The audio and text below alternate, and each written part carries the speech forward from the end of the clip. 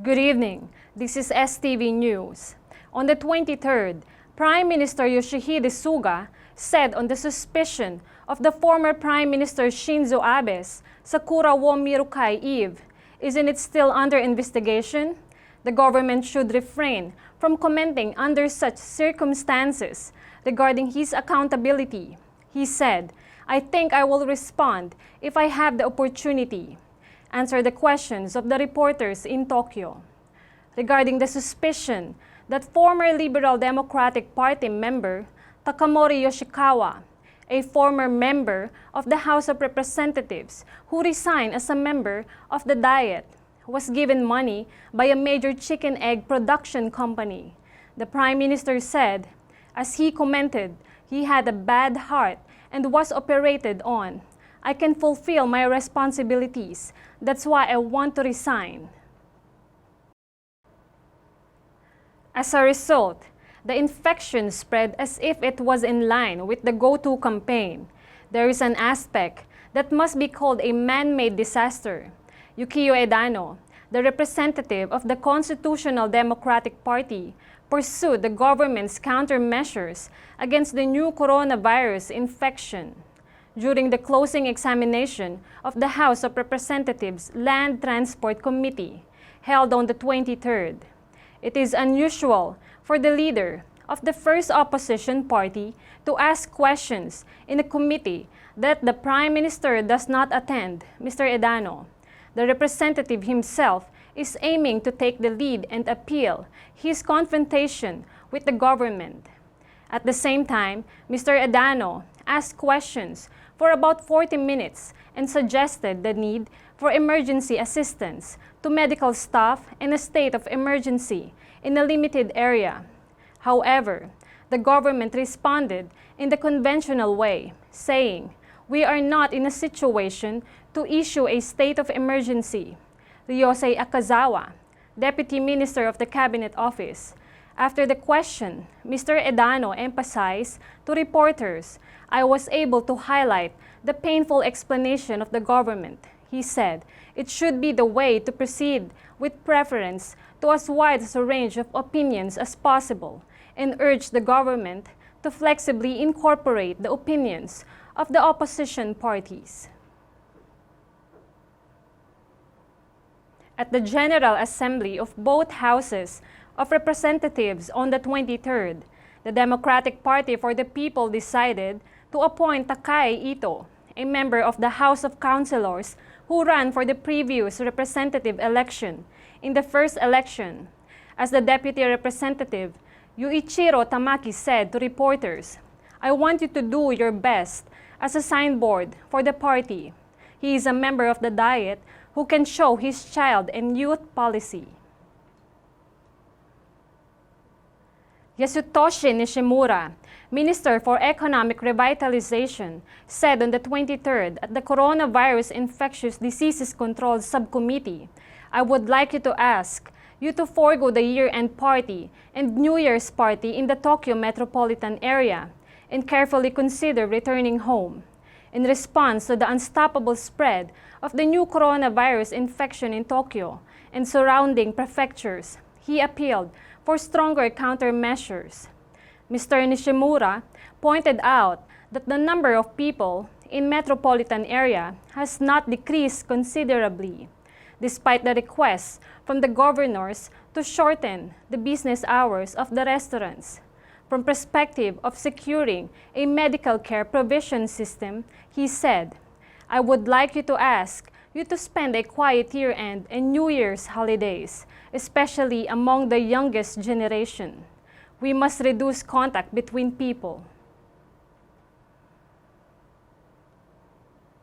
Chief Cabinet Secretary Katsunobu Kato said at the press conference on the 23rd that the number of immigrants from the UK to Japan, where the new coronavirus variant was confirmed, was about 150 per day on average in December, of which 140 are Japanese. Prime Minister Yoshihide Suga recorded a TBS program on the 21st, saying about the UK, "It is a country subject to landing refusal The people who come to Japan are Japanese people living in the UK, or 1 or 2 people a day. That's right, said Kato, who effectively corrected it. Mr. Kato explained about the Prime Minister's remark. I think it was spoken at the airport quarantine in early December, keeping in mind the number of positive people who have stayed in the UK. He explained that the number of positive people who had stayed in the UK during the airport quarantine from December 1st to 20th was 13. All of them were Japanese. Katsunobu Kato said at a press conference on the 23rd that 6 Chinese and Russian bombers carried out joint warning and surveillance activities over the Sea of Japan and the East China Sea, saying, the 2 countries will carry out a long-distance joint flight around Japan. We are paying close attention to what have done, he said, saying he expressed interest in both countries through diplomatic channels.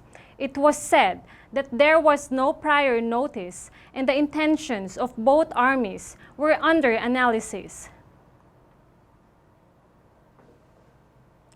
On the 23rd, the House of Representatives Lands Transport Committee held a closing review over the government's tourism support project, GOTO Travel, regarding the government's decision to suspend the business nationwide at the end of the year and the beginning of the year.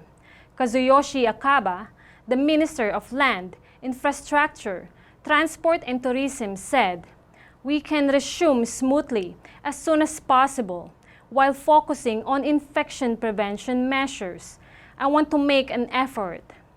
The government will provide a flat rate of 50% of the travel price for compensation to businesses due to cancellations during the year-end and New Year's holidays. Regarding direct compensation to related businesses, including business partners, Mr. AKABANE expressed a negative view, saying specifically, it is a quite difficult answer to Mr. Yukio EDANO of the Constitutional Democratic Party. On the 23rd, the government held a ceremony committee chairman Prime Minister Yoshihide Suga at the Prime Minister's office for succession to the throne.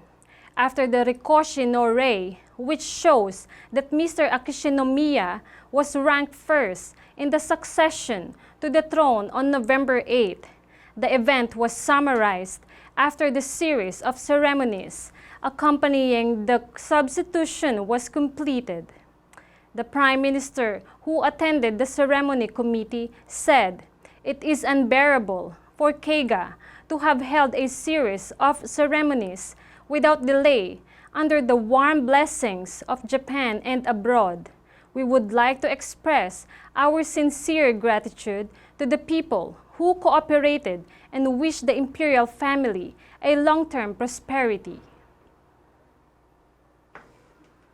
Based on data from the Organization for Economic Cooperation and Development OECD, released by the Japan Productivity Center on the 23rd, Japan's labor productivity in 2019 was 4,866 yen per hour of employment. Among the 7 developed countries, G7, it has been at the bottom since 1970, when data was available. It ranked 21st among the 37 OECD member countries, accounting for only about 60% of the United States. On a nominal basis, it increased by 5.7% from the previous year. The decrease in working hours due to work style reforms contributed. But the main reason for the increase was the appreciation of the yen. The headquarters analyzed the factors behind the low productivity, as the efforts to improve the efficiency of companies are not linked to economic growth. The yen exchange rate on the Tokyo foreign exchange market on the 23rd remained in a relatively narrow price range in the mid-103 yen range per dollar.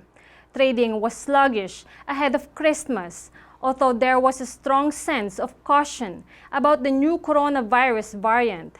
As of 5 p.m., the yen has strengthened and the dollar has weakened to 103.36 to 36 yen, which is 0.6 yen higher than the previous day.